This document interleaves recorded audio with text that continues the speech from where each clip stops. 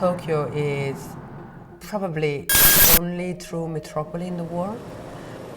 I think it's the most stimulating, design-wise, service-wise, movement-wise city. This little island of 127 million people is responsible for more luxury consumption than any other place on Earth. And so we cannot do without the Japanese market. Despite commanding over a quarter of the world's luxury market, Japanese consumers are some of the most discerning customers in the world. For leading global brands to survive in this demanding environment, they must constantly innovate and adapt their marketing strategies. In this program, we will find out how the leading names intend to keep up with this ever-changing market. And we hear from the leaders behind the brands as they discuss the business of luxury.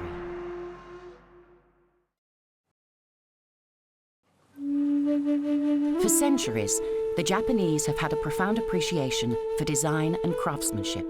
From art and architecture to music and theatre, Japanese culture still honors its traditions. However, brands with superior craftsmanship and cutting-edge design from overseas have, for the past 20 years, been making their mark on this country. I think the Japanese customer is really good eyes, the good sense, and they know about quality. We know about quality. You don't have to tell the Japanese customer, this is very good, this is French craftsmanship, because by the time they pick it up, they know immediately. They all have all this tradition in appreciating fine things. Japan has historically, which in luxury industry terms means really the last 15 years, because that's as long as there has been a luxury industry, accounted for almost 40% of luxury sales globally. In 2003, it was estimated that 93.7% of women in Japan in their 20s owned a Louis Vuitton purse. This is simply the only really mature luxury market in the world. Japan accounts for around a quarter of global luxury sales, but it's a fiercely competitive market at the forefront of technology, design, and fashion. So what better place for the leaders of top global brands to meet and discuss the ever-changing pulse of the global luxury market? From established brands like Valentino, Aquascutum, Gucci, and Louis Vuitton, to newcomers like Stella McCartney, the brands are here to plan for the future. Good evening, ladies and gentlemen. Thank you very much, Dan. It's my very great pleasure to welcome you all to the Financial Times Business of Luxury Summit. The FT conference is an opportunity to explore issues that are at the forefront of discussion, conversation, and thought in the luxury industry, and to try and give tools that can help them take their businesses forward. This meeting of minds is one of the few opportunities for the players behind the brands to discuss future trends and strategies. Consumer currents are explored along with marketing ideas for maintaining growth in this phenomenal market.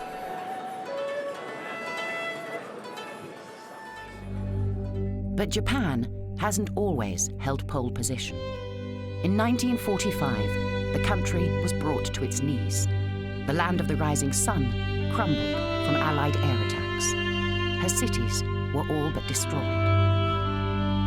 I think the post-war, Japan lost everything.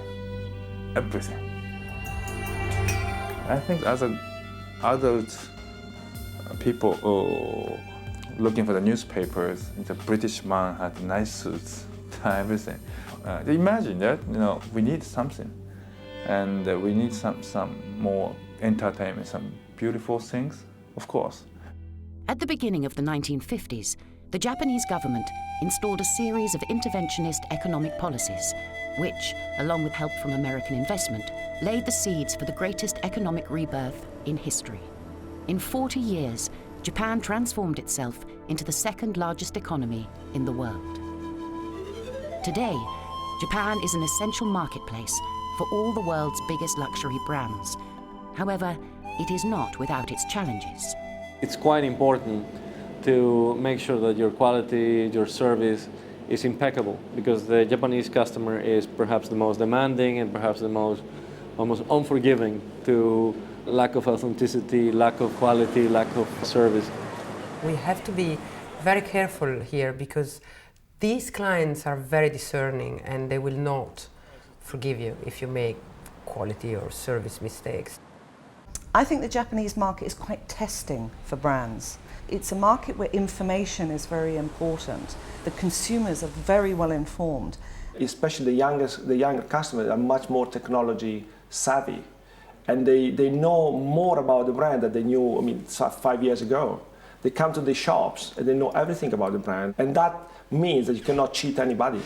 You need to be absolutely natural and unique. You need to be yourself. So how do the big brands do it? Integrity has been central to the strategy of Italian design house Zegna. Through its uncompromising approach, it has successfully established itself in many different markets throughout the world. Japanese market, first of all, I do believe that being the second largest luxury market in the world was important, is important, it will be important. The Japanese culture is very pro-quality, is very pro-service, is very pro-beauty. We really care for those things as Zegna, and so we cannot do without the Japanese market. At the end, the final answer is the customer. I mean, who most than the customer tells you the truth? You'll better make sure that you know your brand integrity is, and brand value is consistent throughout the world. The brand value is number one thing. I mean, if you ask me what is your asset, I think after the family, the brand equity is the most important factor. So we would not compromise for brand equity.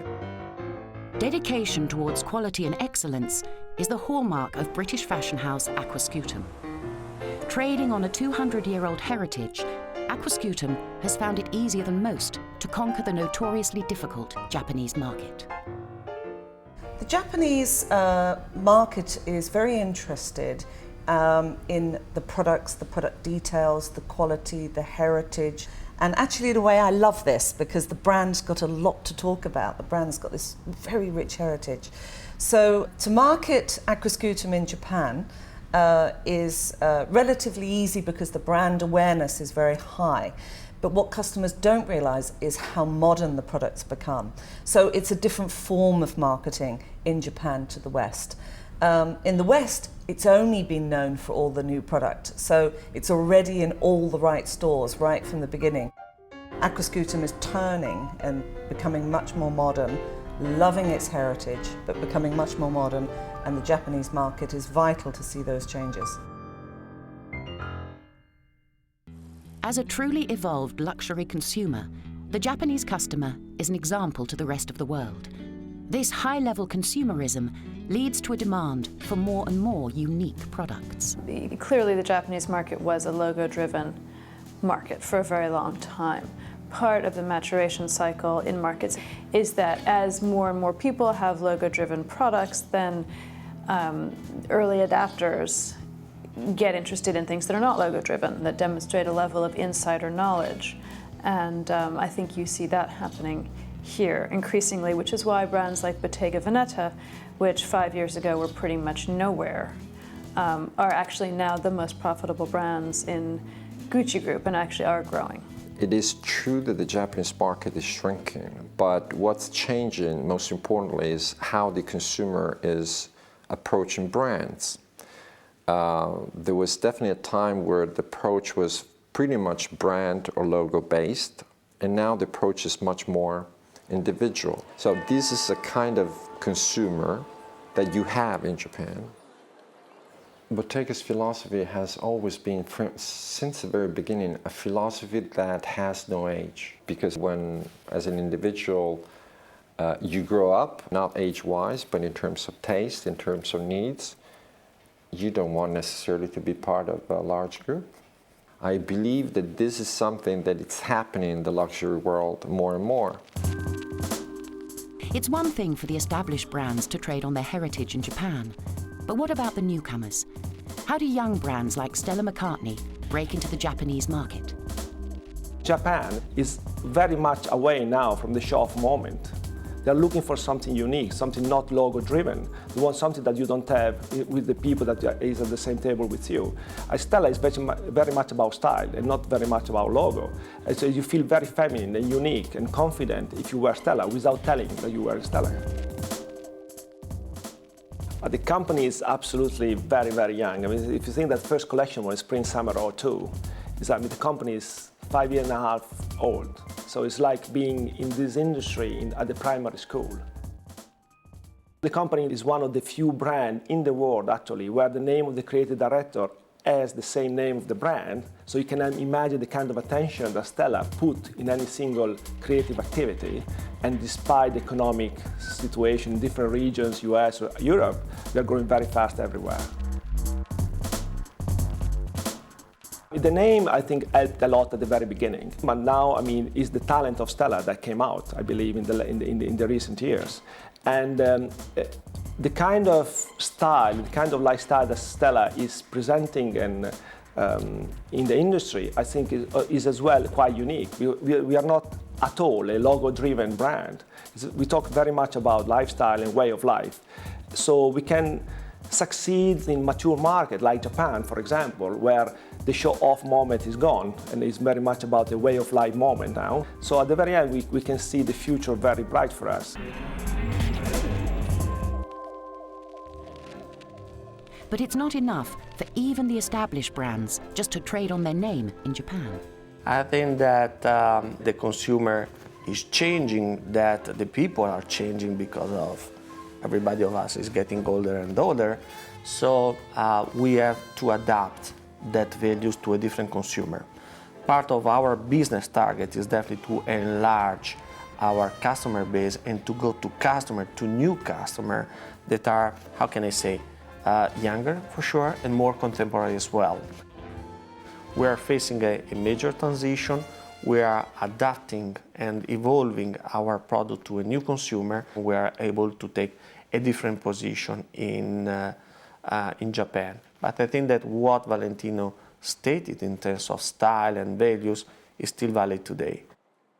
Valentino is glamour, Valentino is elegance, Valentino is red carpet, Valentino is celebrities, and we want to keep that dream alive.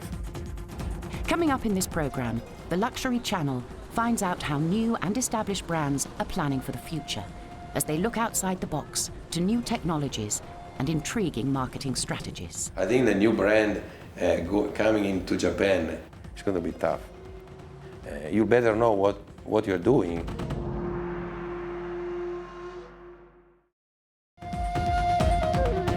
So far, the Luxury Channel has discovered how the world's top brands market themselves in Japan. But what about the newcomers? How do they intend to break into this fiercely competitive environment?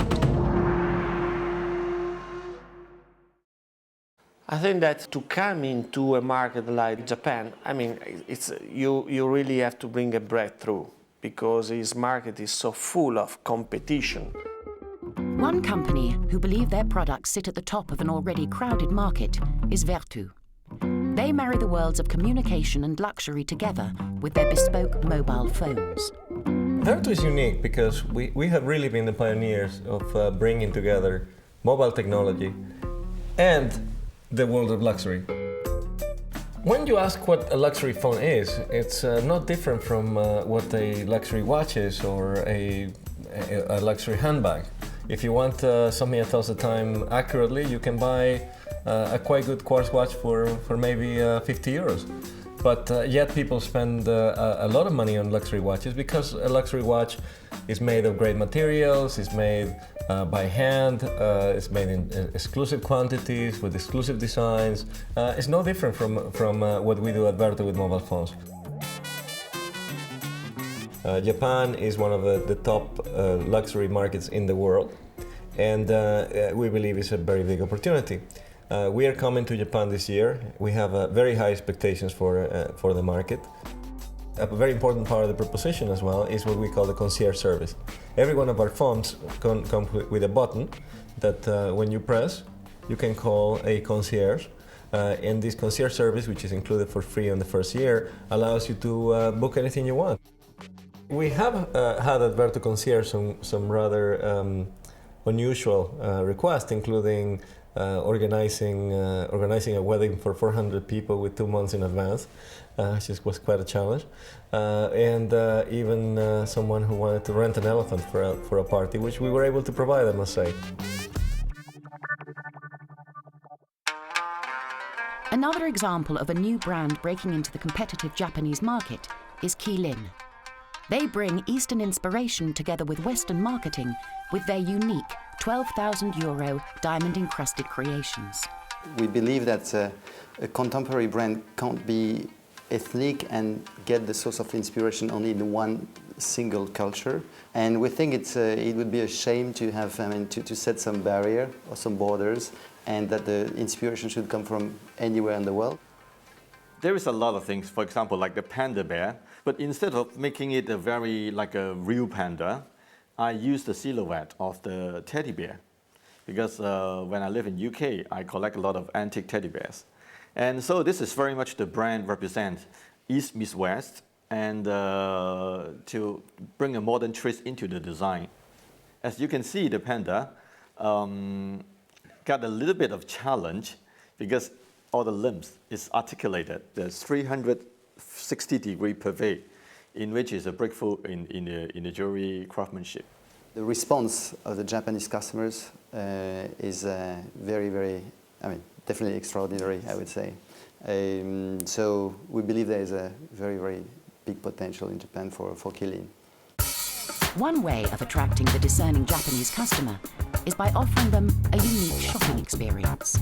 More and more brands are opening concept stores in Japan. The Western brands have all recently invested in these enormous flagship stores, which are half luxury retailers, half experiential emporiums with cafes and concert halls and art galleries and private clubs.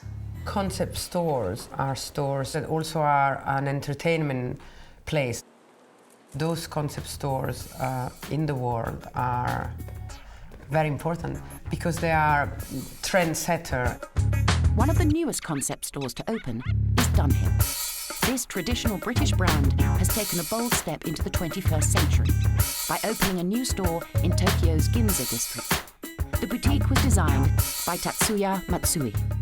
Dunhill is my image is very British, but they want to open for the Ginza area. Ginza area is like a very modern in Tokyo still, right? My presentation to the very Tokyo style to the Dunhill, and Dunhill is they want to show the British image, but if you make show to the only the British, I think Tokyo people doesn't understand. It's a mixed culture, the Tokyo modernism and British modernism using the mix. Simple is the most beautiful. Simple is the most beautiful. Simple can make beautiful worlds. As well as his architecture and design work, Tatsuya Matsui is also at the cutting edge of the robotic revolution. I think it's any Japanese boy love the Star Wars example, and I think a really typical Japanese boy. It was. Tatsuya Matsui's robotic creations have already caught the imaginations of designers worldwide. Both Hanamori and Louis Vuitton have used his robots to display their lines, along with, of course, Dunhill. Our concept is it's mainly mixed using each culture, and the British style and the Tokyo style, and also the tradition and the modern. As well as 3 floors of classic British fashion, Dunhill's concept store also boasts a fully stocked bar and a traditional gentleman's barber. This is a very symbolic photograph about this shop concept. You can see it about this car. It's very traditional, old British car. It's very gentleman's style and very traditional and very British, actually. But look at this car. It's a really modern car, which is it's a very important concept for the tradition within modern. I think Dunhill is still 21st century.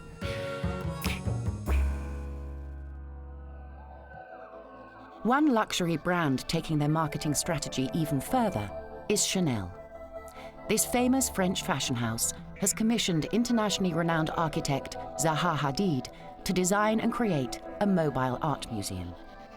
The exhibition will travel the world, stopping off at every major city. The structure houses the work of 20 artists, whose pieces all relate to one iconic accessory. The project has been based on the iconic handbag from '55, and the artworks are partly dealing with the theme of handbags, so the artists are really looking into how they can relate to it and transform that into their own world of art. 2 years ago, it was the right moment to find a way to build an image operation which was based on this bag and which conveys all the values of Chanel. There was a list of artists, and then the idea was to put them into a building which travels together with the art around the world. So rather than having the people move to the museum moves around the world to see the people.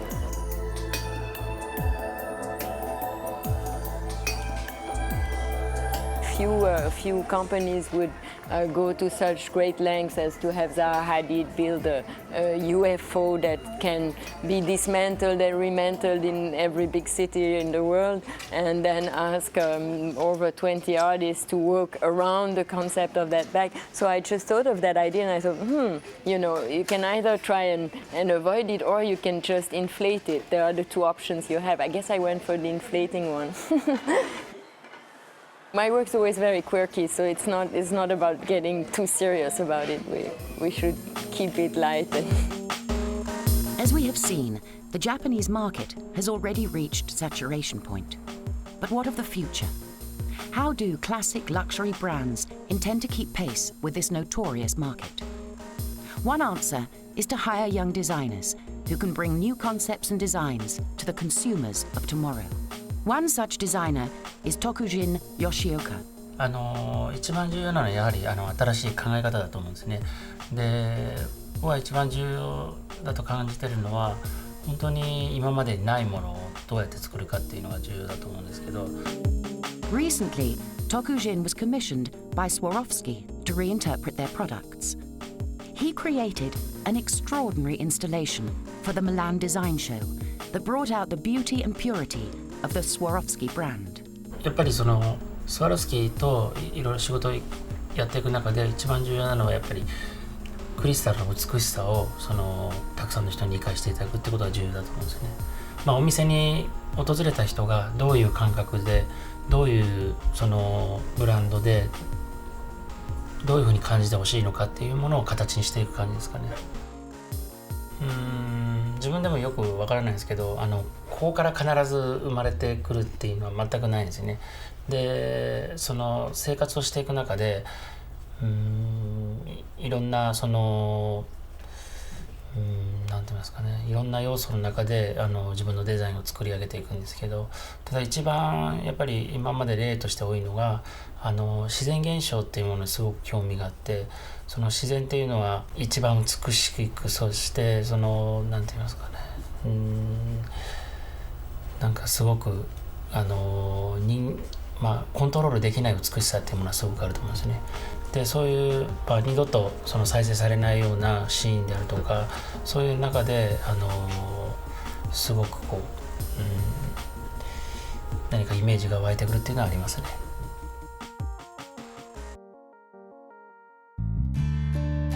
As this program has discovered, the Japanese market in luxury goods is one of the largest and most competitive in the world.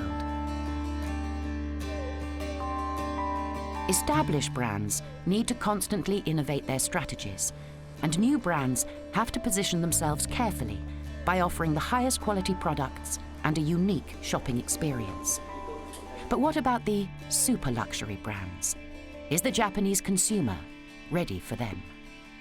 The Far East represents the new frontier for our market. Traditionally, the Ferretti Group sell boats specifically in the Mediterranean and in Florida. But the culture is changing here too. So more and more Asian people are appreciating luxury boats. This is something new. I think will continue to progress as new developments, new marina, new infrastructure comes along in this area of the world. I believe that we will see more and more wealthy people looking at luxury boats as the new frontier for a Western type of lifestyle. Again, it's a new market for us. It's a market that will develop over time. We believe that within 5 years it will be a substantial market.